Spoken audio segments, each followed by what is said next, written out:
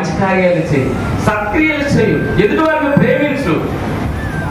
నా కొరకు నేను ఏవైతే 10 ఆజ్ఞలు ఏవైతే మీ కొరకు నేను పెట్టబడి ఉన్నానో ఆ ఆజ్ఞలు నువ్వు ఫాలో అన్నా.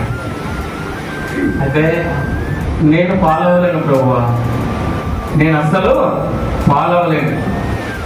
దేవుని యొక్క సువార్త సొసైటీలో వెళ్ళి చెప్తున్నప్పుడు ఆ మనుషులకి ఆ మాట ఎలా ఉండదంటే గొప్ప బాధకరంగా ఉంటుంది. ఆ సువార్త ప్రకటిస్తున్నప్పుడు అనేక మంది దైవ సేవకులు, అనేక మంది దేవునికి కొరకు సమర్పించుకున్న వారు ఆ భూమి మీదకి వెళ్ళి సర్వ మానవాళ్ళకి అందరికీ సువార్త ప్రకటిస్తున్నప్పుడు ఆ మాట చాలా గుచ్చుకుంటూ బాధ అనిపిస్తూ ఉంటది. ఆ బాధ చాలా చిన్నదైనప్పుడు కానీ ఆ మాట ద్వారా నువ్వు నరకం నుంచి తప్పించబడతావు. అదే దేవుని యొక్క ప్రణాళిక. అందుకే అంటున్నాడు ఆయన, నేను నశించిన దాన్ని ఏదైతే నశించిపోతుందో, ఏదైతే అంతమైపోతుందో దాన్ని వెతికి రక్షించడానికి నేను ఈ భూమి మీదకి వచ్చాను. మరి విశ్వాసంగా మనం ఏం చేస్తున్నాం? ఎంతవరకు దేవుని ప్రేమను ప్రచురిస్తున్నాం? ఎంతవరకు దేవుని ప్రేమను వెల్లడిపరుస్తున్నాం? ఎంతమందికి దేవుని యొక్క ప్రేమను, దేవుని యొక్క సువార్తను ప్రకటిస్తున్నాం? ఎంతవరకు ప్రకటిస్తున్నాం అనే ఆలోచన మనలో మనం చేయాలి.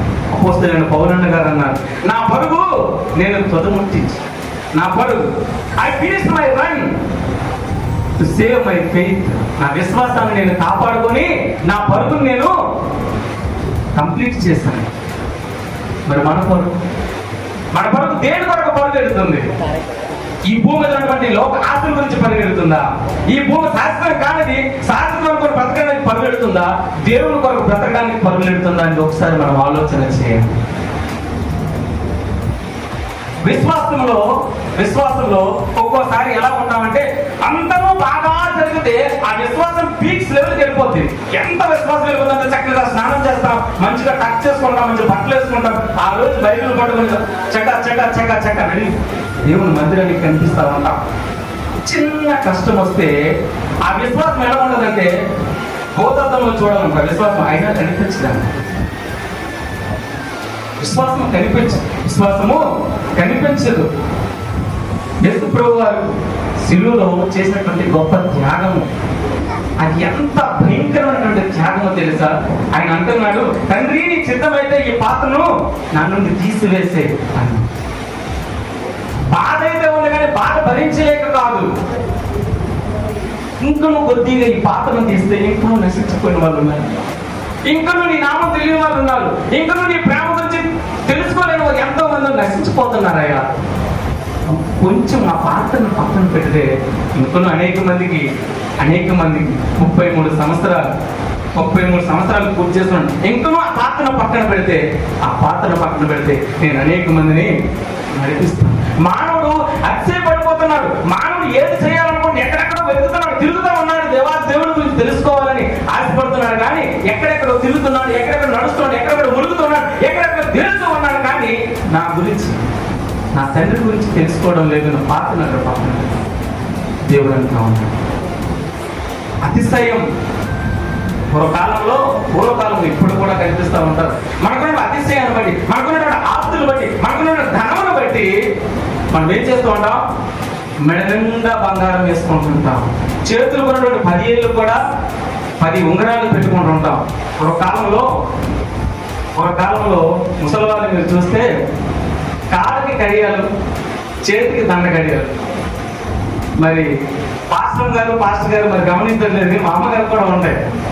కాళ్ళకి కడియాలు, ఒక కడియము మినిమం కనీసం 30 తులాలు వెండి ఉంటుంది. ఈ చేతి కూడాను మినిమం కనీసం ఒక 15 తులాలు వెండి ఉంటుంది. అతిశయం నాకు ఉంది అని చూపించుకోవడానికి పెట్టుకున్నటువంటి అతిశయాలు. ఈ చేతి అన్నింటికి వెండి ఉంగరాలు ఉంటాయి. ఆ వెండి ఉంగరం పైన ఒక 5 రూపాయల కాయిన్లు ఉంటాయి. 5 రూపాయల కాయిన్లు, 2 రూపాయల కాయిన్లు, 10 పైసల కాయిన్లు ఉంటూ కనిపిస్తూ ఉంటాయి. ఎంత శ్రద్ధగా కనిపిస్తూ ఉంటాయి మా అమ్మగారికి. ధనమును బట్టి మానవుడు అనేక విధంగా అతిశయపడిపోతూ ఉన్నాడు. బైబిల్లో ఒక సందర్భం కనిపిస్తూ ఉంటుంది మనకి. సొలొమోను రాజు దగ్గరికి వెళ్ళి ఒక ధనవంతుడు వెళ్ళి, అయ్యా నా చేతికి ఒక కడియం కావాలి, నా చేతికి ఒక కడియము కావాలి, ఆ కడియం మీద ఒక మాట నాకు కావాలి. ఆ మాట ఎలా ఉండాలంటే, నేను బాగా డబ్బులు సంపాదించాను అనుకోండి, నేను బాగా ఆస్తులు పెరిగిపోయి అనుకోండి, నా ఆస్తి బట్టి నేను కనిపించకుండా ఉండడానికి నాకు ఒక మాట ఇవ్వు అని అన్నాను. నేను ఒక బాగా కష్టంలోకి వెళ్ళిపోయాను అనుకోండి, బాగా ఇబ్బందులకు కూలికెళ్ళిపోయాను అనుకోండి, అప్పుడు నాకు ఒక ఊరటనిచ్చే మాట కావాలి అని అన్నాను. ఆ మాట సొలొమోను రాజు ఏమన్నారు తెలుసా? ఇదియును గతించింది. ఏమన్నారు?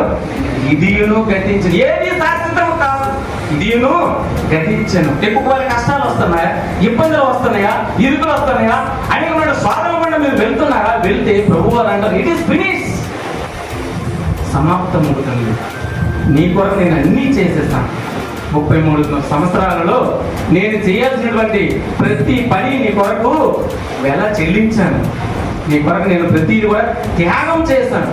కష్టాలు ఉన్నాయా, ఇబ్బందులు ఉన్నాయా, ఇరుకులు ఉన్నాయా, ఇట్ ఈస్ ఫినిష్, నేను దాన్ని కంప్లీట్ చేశాను. నువ్వు తెలుసుకోవాల్సింది ఏంటో తెలుసా? నా నామం గురించి తెలుసుకోవాలి. నా నామం గురించి తెలుసుకొని అనేక మంది నశించిపోతున్నారు, అనేక మంది భ్రష్టు పట్టిపోతున్నారు, అనేక మంది వారికి ఉన్నటువంటి అలవాట్లు బట్టి వారి జీవితాలను నాశనం చేసుకుంటున్నారు. అలాంటి వాళ్ళకి వెళ్ళి చెప్పాయా నా సువార్త, అలాంటి వాళ్ళకి చెప్పండి నా మాట అని యేసు ప్రభువు వారు చెప్తా ఉన్నారు. మనం ఎలా ఉండాలంటే గొప్పవాడిగా ఉండాలి. ప్రభు సేవలో గొప్పవాడిగా ఉండాలి. ఉదయాన్నే లేచి సాయంత్రం వరకు యేసు ప్రభువు వారి కొరకు ఏదో ఒకటి చేయడానికి ప్రయత్నం చేయాలి. మనం సువార్తను ప్రకటించాలి, సత్క్రియలు చేయాలి, ఎదుటివారు ప్రేమించాలి. మన కుటుంబ పరిస్థితులు తమ సంఘం ద్వారా జరుగుతూ ఉంటే ఒక్కోసారి ఆ వీడియో చూస్తూ మురిసిపోతూ ఉంటాను నేను. ఎందుకంటే ప్రభు వారు కోరుకునేది అదే.